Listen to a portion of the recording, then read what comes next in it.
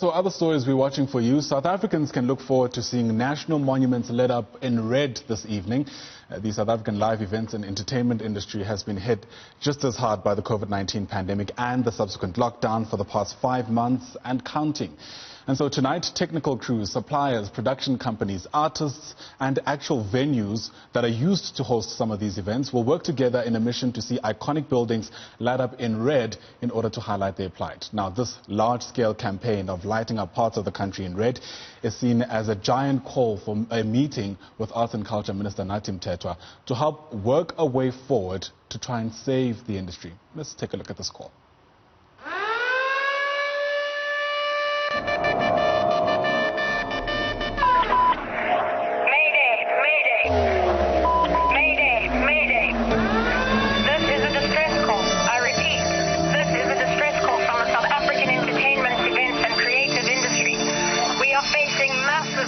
And we are fighting for our survival, calling all rescue teams to come to our immediate aid and assistance.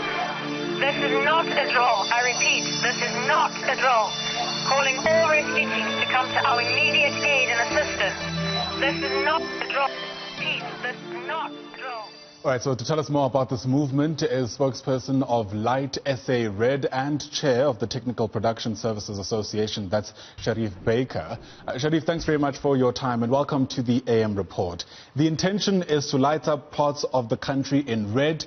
The objective is to speak to the minister, but what's the final goal of this initiative, so to speak? What are you hoping the minister will eventually do?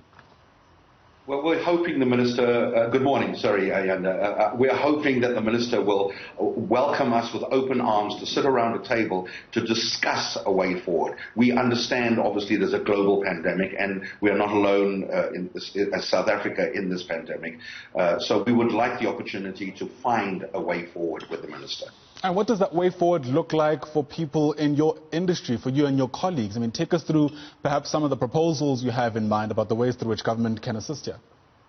Sure. So there's a couple of proposals we'd like to place on the table. One is a short-term one. Unfortunately or fortunately, 90% of our workforce are freelancers and are not allowed access to TERS or UIF. So in the short term, we would like some form of relief funding by virtue of injecting cash into our Feed Our Crew schemes or our SAFE schemes, just so that we can put food on the table.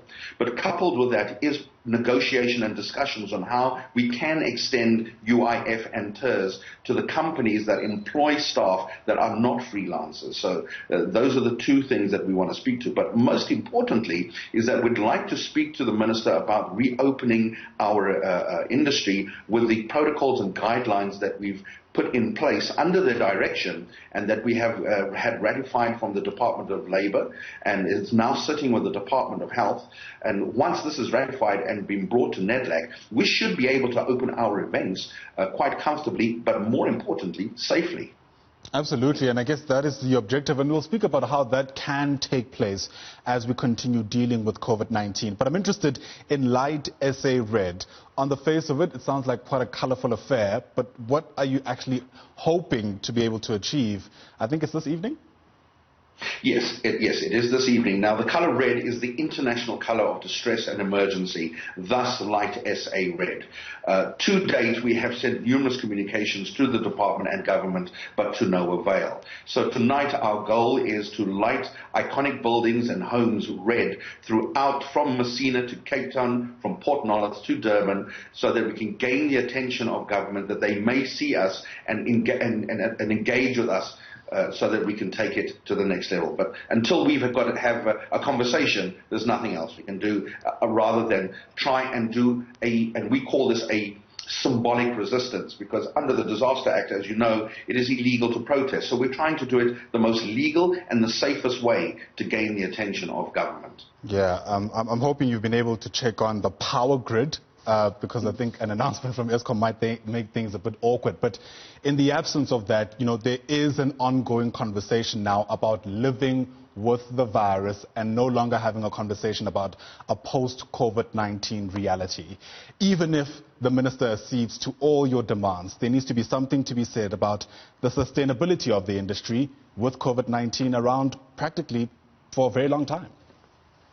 No, absolutely, and you're right. And we are fortunate, if I may say that we're one of very few industries that are regulated via compliance. Before you can even host an event, you need to apply for permission to host the event from either SAPS or the cities, as well as getting structural certification, health certification. So we've now taken our protocols and guidelines and included COVID-19 as well as various other diseases. And this rides on the spine of the Event Safety Alliance from Europe and America, and we here in South Africa under SACIA and the Events Safety Council have formulated a document to speak to exactly that. So much so, once it's presented to government, we will be able to host events in the short term, maybe only up to 300 people, but it'll be able to have growth. And we will be able to do it safely from the time you get out of your car to the time you get into the venue. You will be in a safe zone under the rules and regulations and compliance that we will be set forth. And this is something that we're going to carry on doing for the future, even post-COVID-19. All right, Sharif Baker is the spokesperson of Light SA Red. Sharif, thanks very much indeed for your time.